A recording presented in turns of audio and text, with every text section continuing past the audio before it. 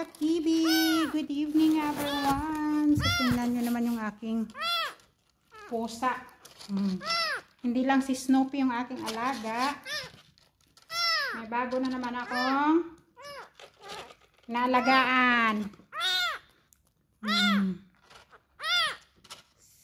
Small kitty. Yung alaga akong mahilig mangdampot na mga hayop sa labas. Nakita kasi ito ng alaga ko. Walang nanay. Bagong panganak. Kaya ito, dinala niya dito sa loob ng bahay namin. Ako na ngayon ang nanay niya. Kaya ako na tagabigay ng gatas. Mahilig lang sila magdampot. Mga pet lover. Pero hindi naman magtiyaga, mag-alaga. Tawagin ka naman. Sabihin, Flora! So, ito yun ngayon. Kasi hindi pa siya marunong mag-sip-sip sa biberon, guys. So, kaya ito yung ginamit ko. Parang injection. Ano ba tawag nito? Yan. Iniwanan ng nanay niya kapapanganak sa kanya.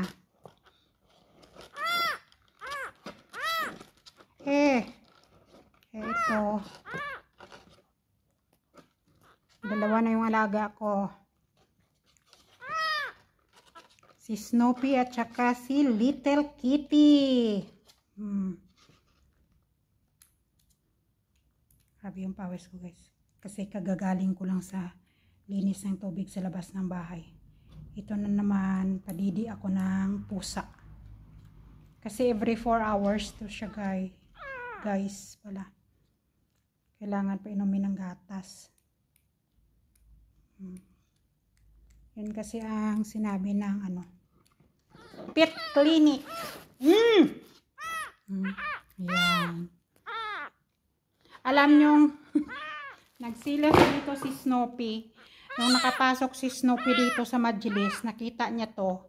Alam mo bang talagang kinagat niya?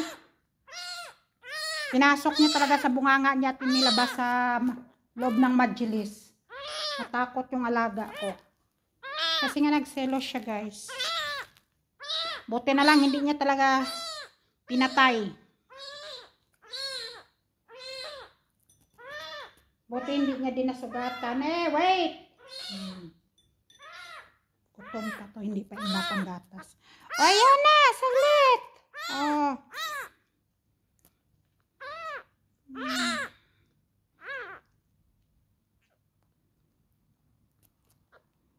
Pero patay tayong bata nito, guys.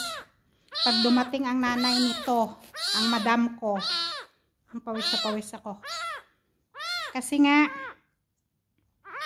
ayaw niya sa pusa. Kasi nga maamoy yung pusa, di ba? Yung dumi ng pusa, ihi ng pusa.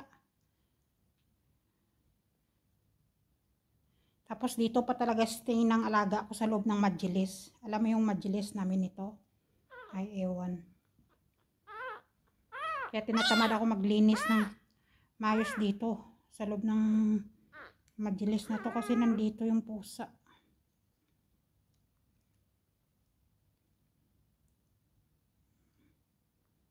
Pero bago umalis ito nanay, bago dumating ang amo kong babae, yan. Pamigay niya to. Ito pa ngayon ang pinoproblema ng alaga ko kung saan niya ibigay yung pusa niya na napulot. Kasi nga pagalitan talaga siya ng nanay niya. Talagang dakdakan siya ni madam ko. Lalo na yung sopa namin dito, sobrang dumi.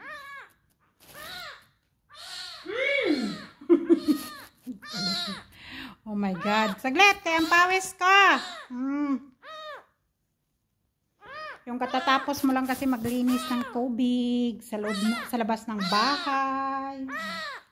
Ayan na. Oh, ito na.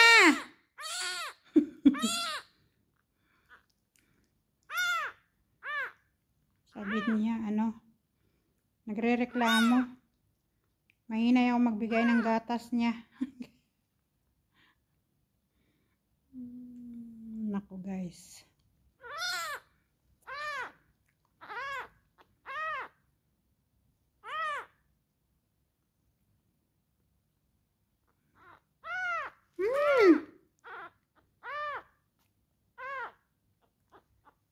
Busog ka na.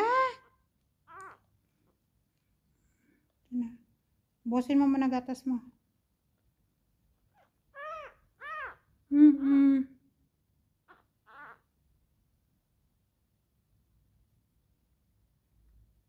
Parang bata din no? Na every 4 hours. Bigyan mo ng gatas. Ano?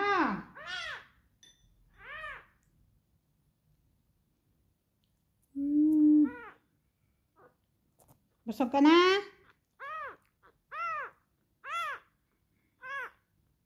Hindi ka na naiyak-iyak.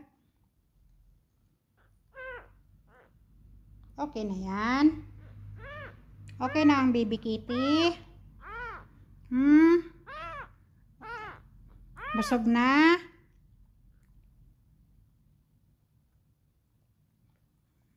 Busog na yan. Ano? Busog ka na? Ayan siya guys. Sihaw! Wawa naman. Walang nanay. Iniwanan ka ng nanay mo?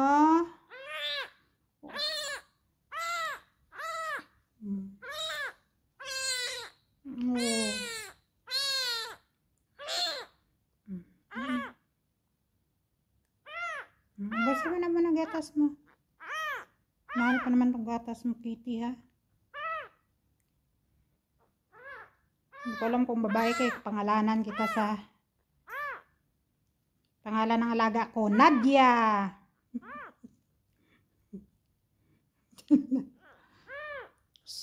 Kitty. Hindi pa kasi siya marunong mag-inom ng gatas niya nang siya lang. Gusto gumala. Okay na. Oo. Tapos ka na. Busog na. O, ayan. Bye guys. Thanks for watching. God bless everyone.